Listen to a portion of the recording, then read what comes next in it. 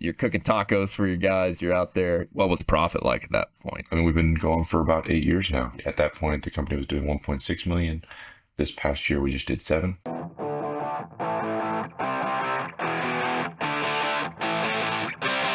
Hey, welcome back to another episode of the Owner Ops Podcast, where we talk all about starting and growing local service businesses. We're on a mission to help 10,000 listeners start and grow 7-figure service businesses by 2030. In this episode, I'm hosting Nolan, the owner and operator of Top Choice Lawn Care in Austin, Texas. Nolan took over a lawn care business at the 1 million mark and has since grown it to about $7 million in annual revenue. So stick around if you want to hear how Nolan took a $1 million lawn care business to the $7 million mark. We'll see you in the episode. I just want to have some fun with this episode. I'm super excited to have you on, Nolan. Have been wanting to meet you and just have business and life conversations because as I followed you and in our texts, I just knew you were going to be a good dude. You're cooking tacos for your guys. You're out there. You're talking about leadership principles. So for our listeners, Nolan with Top Choice Lawn Care. You want to tell us when you bought the business, why you bought the business, the deal size, and let's start there, and then I'll have some questions about growing it from there. Yeah, so I bought into the business at the very end of 2016. And so leading up to that, born and raised in Austin, Texas, my dad is a small business guy. I was the kid running around the office growing up. I went to Texas A&M, joined the Marine Corps, did 4 years in the Marine Corps, and as I was getting out, didn't know what I was going to do, was doing the classic apply for business school type thing. And someone came to my dad and said, "Hey, here's this little landscaping business that I don't want to own anymore." He was a lawyer, but do you want to buy it? You're a landscaping guy. My dad's in the industry as well. He's in commercial. I'm in residential. And so my dad called me, I don't remember this all that clearly, honestly, and was like, "Hey, do you want to put your life savings into a small business that is losing money?" And I said, "That sounds like a great idea." I didn't overanalyze it. I looked at some spreadsheets, but I mean, they were not really that reflective of how the business, like forecasting was not very useful. I looked at the website once. I remember looking at the website. I came down and looked at it maybe one time before, but I actually don't. I think that was after I agreed to do the thing. And honestly, I don't know the deal size. So here we are. It was basically a deal of like take over the debt and you can have it. So it was some couple 100,000, but it was also like I got in there and I was like, "Oh, there's another credit card. Oh, there's another thing we owe." It was not a clean deal. I do not recommend this to people. But it was small and a small company. And I also had the unique situation of my business partner was in the business. He didn't own any of it at the time. And part of the deal was we gave him equal ownership with me. And so, well, he had the right to earn equal ownership. And I can talk through the technicalities of that through sweat equity over a certain number of years with benchmarks and stuff like that. And so that was the end of 2016. Over on that wall over there, I've got the letter of the bank account being empty and the bank emailing it or sending us a letter every day being like, "Hey, you don't have any money. Stop doing things."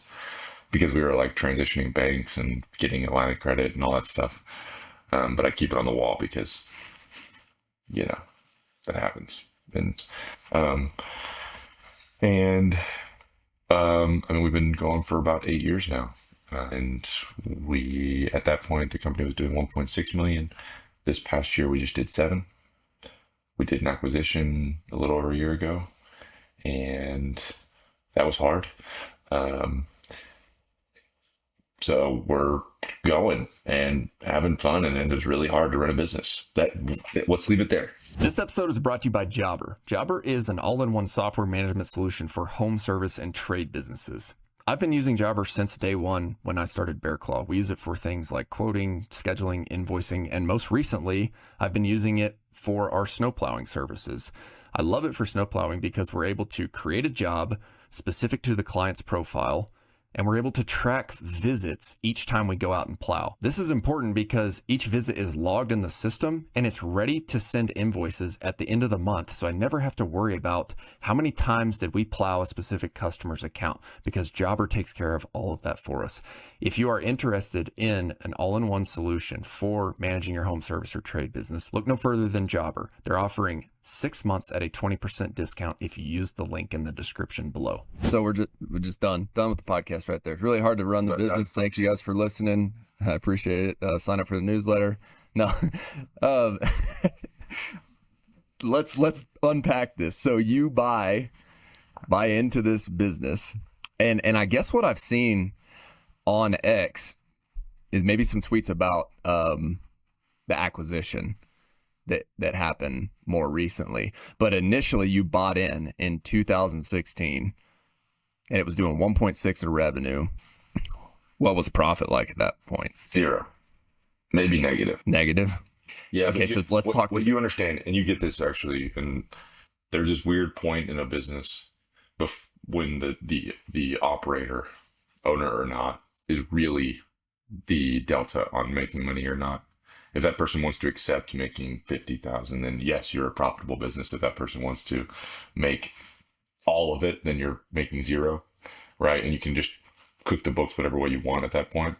So for a lot of small business land, until you scale past 5, I'm making that number up, but somewhere in there, depending on the size of the business and the type of business and stuff, the profitability is not really that useful of a number. SDE is actually probably legitimately better, even though you can cook that as well, because that person is the business in a lot of ways, and how much they pay themselves is really, you can argue either direction. And so my business partner was taking and deserved to take all of the monies. There was no money for me to pay myself when I came in.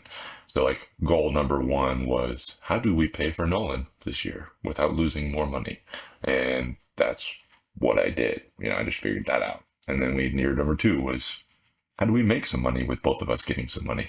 And we did that eventually, and the first couple of years is kind of, and I still don't take away that much from a W-2 perspective on the business. And last year I took away 50%, 40% less than I did the year before that, because it was just a hard year. Like that happens for sure. I have employees that make more than me last year. Can we unpack that initial phase? Because you brought up something that's so important.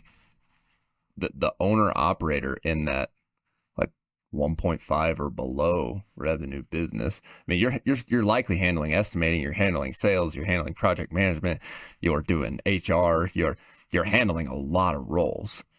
And so how did you personally come into that business and unpack that situation to answer the question of how is Nolan going to get paid in the years ahead? I think I'm going to take that 2 different directions, 1 in psychology and then 2 in tactics. So psychologically, I am fortunate to kind of have a miserly brain where like I just don't feel like I need to take away that much money. And even more importantly, my wife feels the same way. And so we just naturally don't spend all that much money. I mean, that's all relative, obviously, but it's not, that part of it is really important for us, and especially in those first years and this last year. And I naturally like want to build, and I did a really good job of psychologically separating my finances from the business's finances. So like the business money is not my money, which makes it easier to keep the money in the business and for growing and or hiring, whatever you want to put it towards. If you're mixing those monies, that's obviously a bad business practice, but it's also really hard psychologically. If that bank account is something that you pull from whenever you need it to be, then whatever you need is going to continue to grow, and it's going to be harder and harder to keep the money in to justify hiring that other person.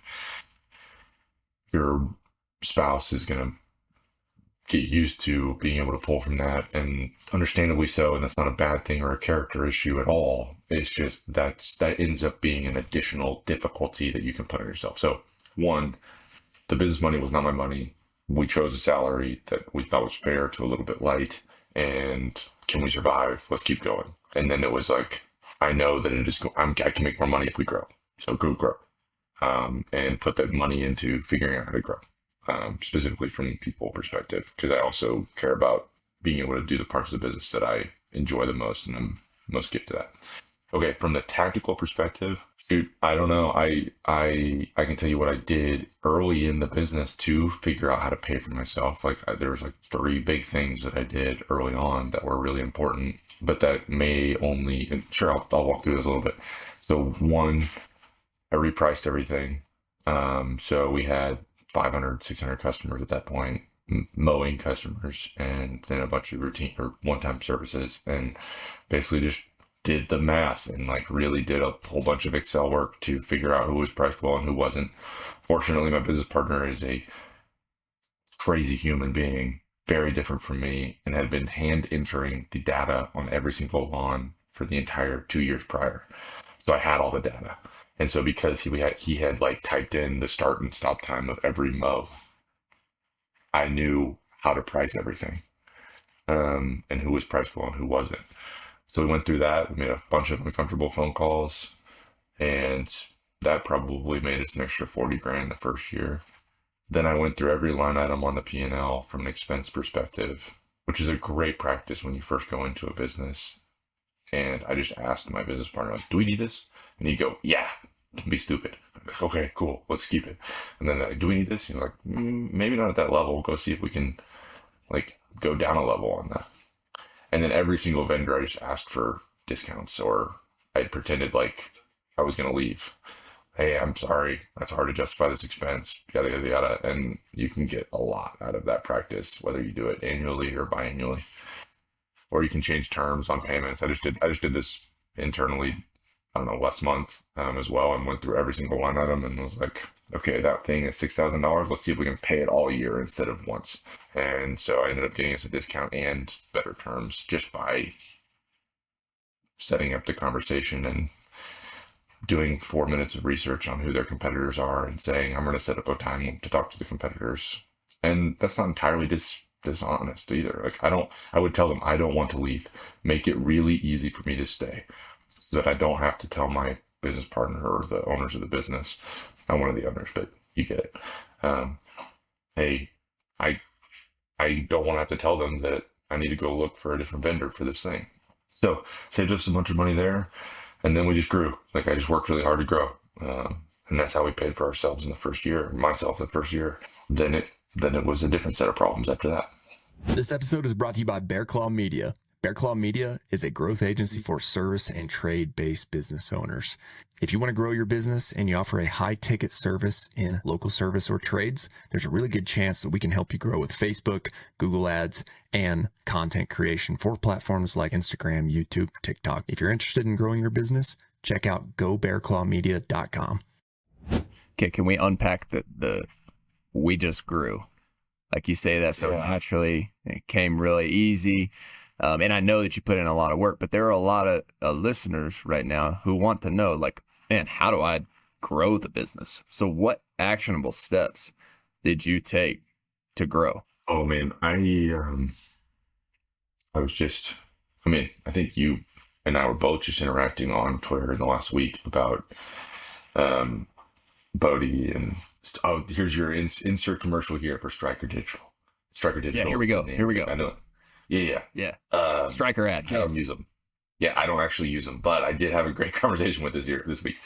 And the thing I tweeted that was quasi funny to at least me was like, you can be incompetent and still make it a long ways in business. Here's an example. I sent my ad stuff over to someone. Yeah, I sent my ad stuff over to someone that knows what they're talking about, and they said, "Dude, you're doing a 1 out of 10 job." And I said, "Fantastic, room for improvement." But that's ads, like that's what you grow off of, right? And in a home service residential business, one of the ways. I sincerely do not consider myself an expert in digital marketing. I have a track record of growing a business now for 8 years pretty regularly. We've averaged something like 20+% every year. But clearly, I don't know what I'm doing, and based off of one conversation with someone that really does. And it's not to say Google Ads is all of our stuff, but it was certainly a big part of the online piece. So all that being said, I think that you work really hard over a long period of time on SEO, and not like, I think people mostly misview that. So I redid our website not in like a very sophisticated way, like my way. I went and found a template and like cut and paste everything over to it in a more modern template. And then really what SEO is like, give Google what it wants. What Google wants is when someone asks for something, they can give them a really good answer. That's how Google, that's the entire search business model. And then if the good answer is an ad, all the better for them. So what people want when they search for something online is, specifically for mowing, is like a company that is good and a website that can prove that. And so we worked really, really hard to get good reviews, which makes your website look good. It makes customers buy from you or interact in your website.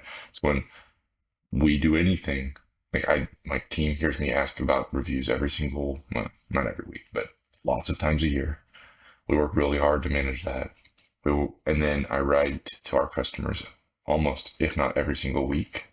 And I use that as content on the website. So what is happening in the world of landscaping in Austin, Texas this week? I write something about that. This is the thing you should be thinking about in your yard. And if you want us to do it, we'll do it. Otherwise, here's how you can do it. So it's a useful-ish newsletter. Newsletter is probably too strong a word, but useful-ish email to our customers. I add funny memes at the end because that makes me get to look up memes during the work week. And I think it probably increases our open rate. And then I take the content from the email and I put it on our website, or I expand it on our website. That just means that I've had an article or two a week, every week for 8 years that are pretty good. And that means that our website is pretty robust. So when Bodie looked at our website, he was like, hey, the SEO is fantastic. The ads suck. And I don't think it's because I'm particularly excellent at SEO as much as I just did the work over a long period of time, and I'm continuing to do the work over time. We are starting to use more AI to try to make that faster, figure out what more I need to write and how to write more of it. But for generally, it's not a hack. It's just do the work over the long time. And then more importantly, what Google knows, because they could see the interactions of the people on the internet, is when people have a good experience. So if they call, that means Google won. If someone said, good mowing near me, and that person called somebody and it was a good interaction, Google can tell that. And so the real trick to growth is just like, be good at what you do. And over time, that starts to work. So we're not great at this. Right now, our answer rate's like 80%, which is better than it used to be, but it's not extraordinary. Like really, really good folks can get their answer rates up to 95+%. So our answer rate, we answer the phone, we call people back, we generally do what we say we're going to do. When we don't, we fix it. And that compounds over time. And then additionally, I added services. I figured out how to get more dollars per customer. So we haven't, whatever that is, 5x our, or I guess 4x our number of customers. We've only 3x'd it, but we figured out how to get more dollars per customer with more services, that they're already naturally aligned with what we're doing and stuff like that. This is awesome. When did you start writing that email to your customers? Probably in the second year, first year maybe. Yeah, it was definitely first year but it's evolved a lot. So first year, we were already doing kind of like discount emails, like, hey, we don't have enough work, so if you want us to do beds and shrubs at X number hourly rate, we'd love to do it for you. And that's effective, right? People look for that, and we still do some stuff like that in our stuff. But over time, I allowed it to become less corporate, more brand voice, which is a lot of my voice. I go back and forth between whether or not I want the customers to think it's from me or from the company, because me is not scalable, company is, but I hold that pretty close.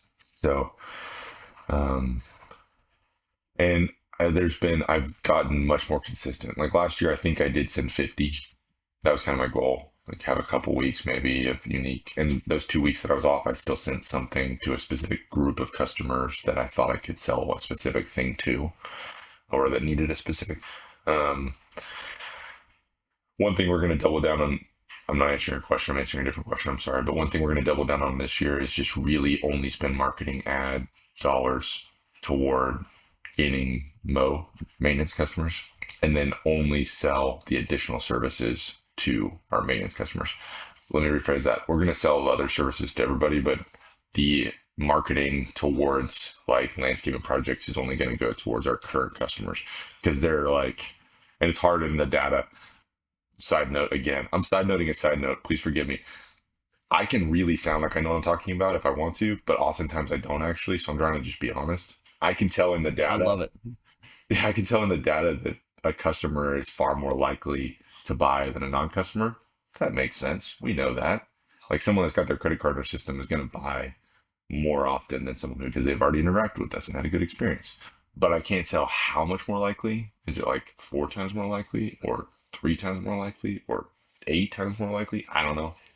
So that be even if it's 3 times more likely, I'm going to put a lot of effort towards those people knowing exactly what we do and how we can do it for them, as opposed to going out and trying to get leads for mulch, which is a $400 service, and paying $100 for that lead and then converting a third of them. And then I've paid $300 for a $400 job, which, if you're wondering, doesn't work from a math perspective. I don't know my gross margins that well, but I know it's not good, that good. So to be I don't know how I clear got on here. I'm that, sorry. no, you're good. So I'm following you. At least I think I am, but I want to make sure that we have it for the listeners. Your marketing spend is going to be spent on getting maintenance lawn care customers, mowing. Once you get that customer in your system and their credit card on file, you are going to remarket to them just with your personal voice and the weekly emails, and you'll plug additional services that way. Do I have it right? Yes. And Okay. And in the onboarding process, make sure to educate on what we can do, and have an internal sales team that can call everyone and just say, hey, just wanted to make sure you knew that this time of year is the right time for winterizing your irrigation system. We'd love to do that for you if you're interested. If not, totally get it. Let us know what the next thing is. Love it. Love it. Striker Digital specializes in SEO services specifically for local service businesses. Bodie and Andy, the two co-founders, have helped me get Bear Claw Land Services to the #1 search result on Google inside my state for my specific search term. If you want to learn more, visit strikerdigital.com. That's STRYKER-digital.com. Now, you're choosing to spend your marketing dollars on that mowing customer. One, I'm making the assumption because it's recurring revenue.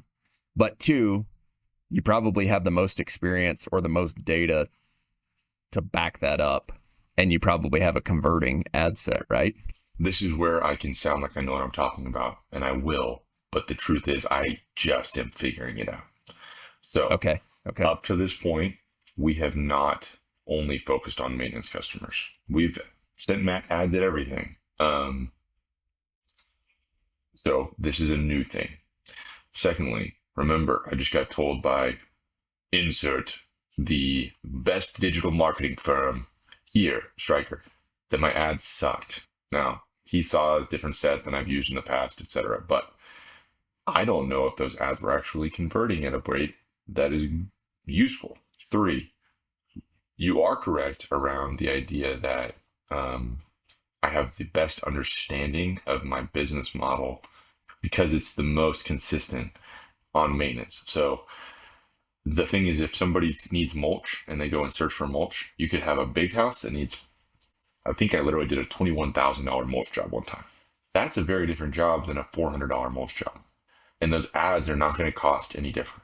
I can't like ask Google to only send me the $21,000 mulch jobs. So because of that, our one-time services are so divergent. I don't do only, like if I was doing outside kitchens, that would be a different thing, right? Because it's a $75,000 project, but I don't do that.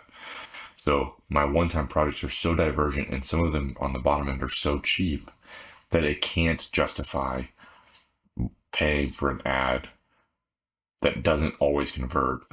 Like a lead at that point is too expensive from a gross profit perspective to justify it. So because of that, I'm focusing on this maintenance thing. On the maintenance side, I'm just now wrapping my head around this thing. And I tweeted, and it was not a tweet that was useful for you to learn based on what I said. It's useful what everyone replied to me. So go find my lifetime value customer acquisition costs tweet, because I actually go back and reference it pretty regularly for my own brain based on the comments. And I can tell on the very conservative end, because if you're very conservative, you are safe, that if every lawn mowing customer is every other week, so it could be better because it's weekly, and everyone is paying $60, which is on the low end for our average, and my gross profit is 50%, which is on the low end. I think I can get that a little higher. And then you can do the math and go look at it and all this stuff. Each customer is worth like $2,800 because they churn every 3 or 4 years.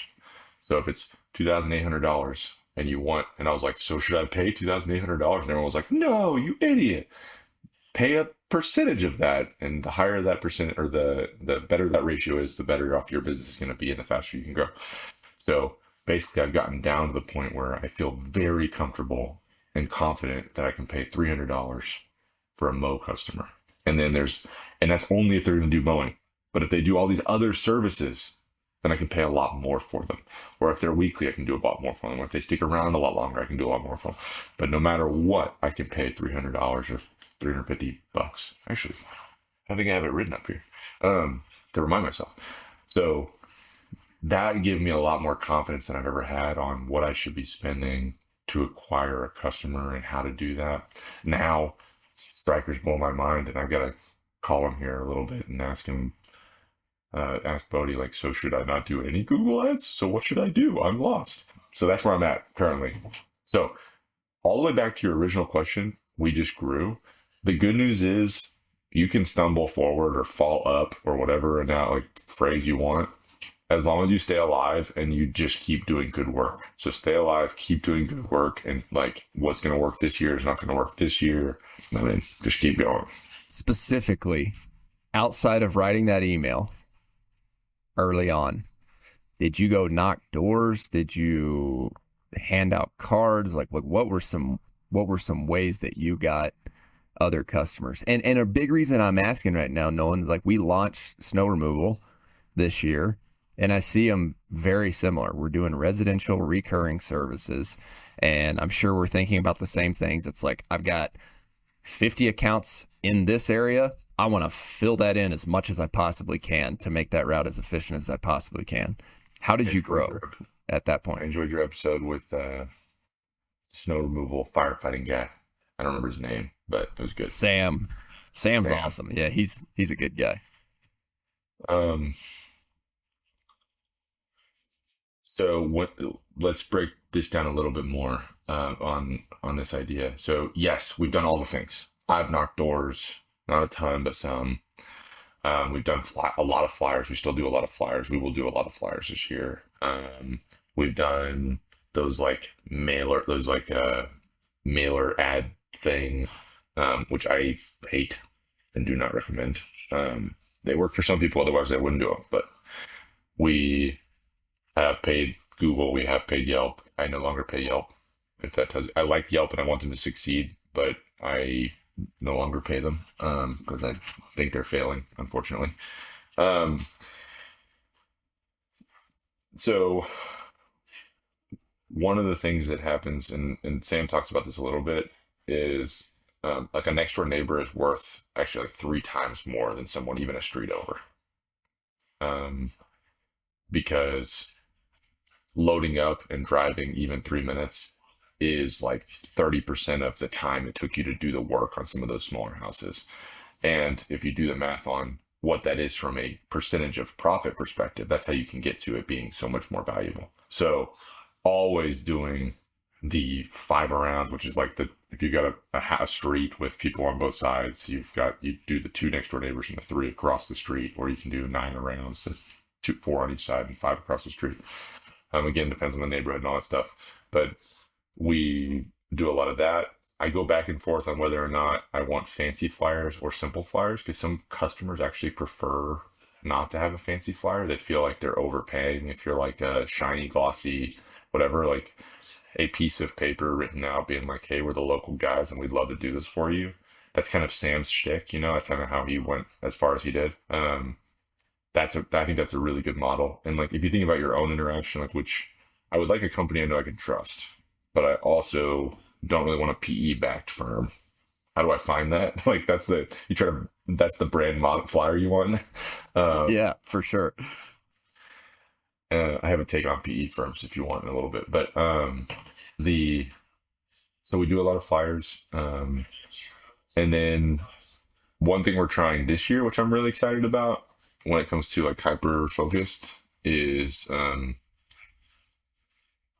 we're gonna do the robot handwritten notes specifically to the next door neighbors of our current customers. So I don't know if you've seen it. Have you seen these?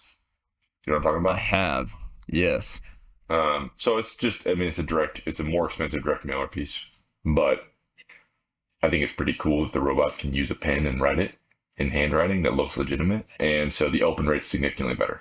I'm not saying it is better because otherwise everyone would do it, but I'm going to try it. What I like specifically about this one is because the next door neighbors or the proximity is so important, being able to specifically target addresses as opposed to mailing routes or zip codes or whatever, makes it a little bit more. So like yesterday we chose, I guess Tuesday, we chose 5 routes that we're going to work really hard to grow in Q1. We're focused on these 5, call them the focus 5. These 5 routes. So what we did then is we went and pulled our CRM up and pulled every single house in that neighborhood we've ever interacted with. We're going to go and call, email, text, send a letter to every single one of those with a price. Come mid-February, early March when things start growing. And then we went and made leads in our CRM, because we can do that next door and across the street from every single current Mo client as well. And we're going to send them all a letter with a specific price, because we're going to get we're going to go measure every one of those lawns via imagery and just do the work to know what the price would be, so that we can skip the step of trying to them being like, this is cool, how much? And we're like, this much. We're just going to skip that step and send every one of those 5 people or 7 people per customer we currently have a letter with the price as well. You could do that if your pricing is flexible enough that Sam did a good job of articulating how each house, even if it's a big driveway, really depends on the specifics of that house. If you were to go through, you could try working through every house you currently have, going and writing up, this is what it would cost for your house. I'd love to do it for you, and I'll do the first one for free, or the first month for free, whatever you think the hook is that gets them to start signing up. And drop that on every door, or knock on the door, or whatever is most effective for you. But that's some of the stuff that I would do, or we are currently doing. If you haven't signed up for the weekly newsletter yet, go to ownerops.com/newsletter. That's OWNROPS.com/newsletter. We summarize all of the learning lessons from the interviews with the guests on the podcast, and we distill those into short, actionable tips, tricks, tactics, and strategies that you can use to grow your own local service business. Sign up for the newsletter at ownerops.com. That's OWNROPS.com. What CRM system do you use? We use Service Autopilot, which is a holistic software originally designed for residential landscaping companies, lawn landscaping companies. A guy out of Dallas that did landscaping built his own software and then turned that into a big business and sold it. I hesitate to recommend it just because it hasn't felt like in the last 4 years, once they sold to SaaS company. It doesn't feel like they've put the development into it like I would like to see. I think that there are some softwares in the industry that are running away with it. I haven't played with Jabber. I know you like Jabber, and obviously Jabber should pay you to be talked about on this show. So whoever you are out there, um, but there's like, like the Service Titan. That's like a bunch of companies underneath Service Titan. They're going public right now or about to. Those guys put a ton of money in development. Unfortunately for me, the lawn or landscaping piece of that Aspire is almost entirely directed at commercial. And so because of that, it doesn't quite do the things I need from how to talk to a residential customer.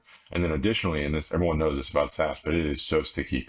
Once we've got 10 years of data in our CRM, we can go back and look at stuff. And even though it's not, I mean, it's like a 80% solution instead of a 95% solution, and it's got some limitations, that data in there, I mean, it's super valuable. So we're pretty stuck right now, and maybe someday I'll have the balls to switch, but it's not going to be this year. And what was the name of that? It cut out a little Service bit. Autopilot. Service Autopilot. Okay. And it is a great, I mean, we like to complain about software or technology or whatever. Like, these things can do amazing stuff, right? It does our routing, it does our credit card processing, I can write my marketing emails in it. It's a CRM. I mean, we can build the jobs. It is amazing. I'm on the edge. Like, there's the edges stuff. That is the stuff that annoys me. The reporting's not quite good enough. There's no API, so I can't connect some of these other things that like should be connected. There's like 4 clicks when it could be 1. Like, guys, this is like, if you will put me in charge for, and I know it's not this easy, but you put me in charge for 2 weeks, like, we're going to make a much better user experience. I promise. Because my team literally clicks on that button, then that button, then that button, and that button. And if you just did this thing, it would make us faster. And everyone would be happy with that kind of stuff. Yeah, you're right. I mean, I found myself doing that too when I was building the snow. I was like, this isn't like 100% ideal for snow. But then you go back and look at it and you're like, oh my gosh, this is doing all of these things. Austin, just do the work to figure out the workaround right here. And we did. We figured out how to optimize our recurring billing and whatnot for snow accounts. But yeah, software. Yeah, this is not unique to me.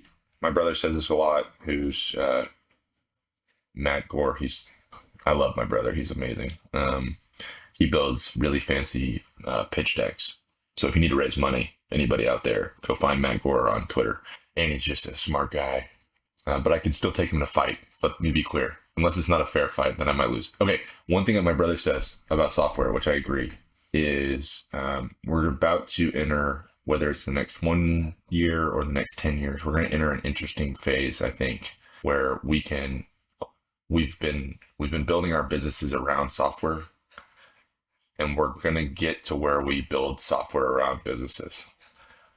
Because development is getting so fast and so cheap, instead of you paying whatever hundreds of dollars a month or thousands of dollars a month for a software and then literally changing all of your business processes to work within that, you're going to say, I want to do it just like this. And you're going to be able to pay someone to develop the software exactly like you want. And that's going to be some people are going to be able to do that really fast. Some people are going to be able to do that really slow. I'm not saying the legacy softwares are all going to die, but I think that is going to be a thing. I mean, we're not that far away from, and some people are already capable of doing this, basically dropping a software onto their tools that they've custom made with AI and say, go hit it so many times and figure out what every single button does to where we're not going to steal their code, but we can basically replicate the code and then we can adjust off of that. And if that's the case, and I could pay someone 10 grand to have my own service autopilot that is basically the exact same thing, except I get to go make the changes I want, I would pay 10 grand tomorrow. Like, easy. And like, that is going to be a thing. People are going to go figure that out. And there's going to be a whole bunch of fights around, whether or not that's legal, and good luck going after the guy in Ukraine that can do it, So right. I think it's going to be a really interesting thing as we see in the next decade.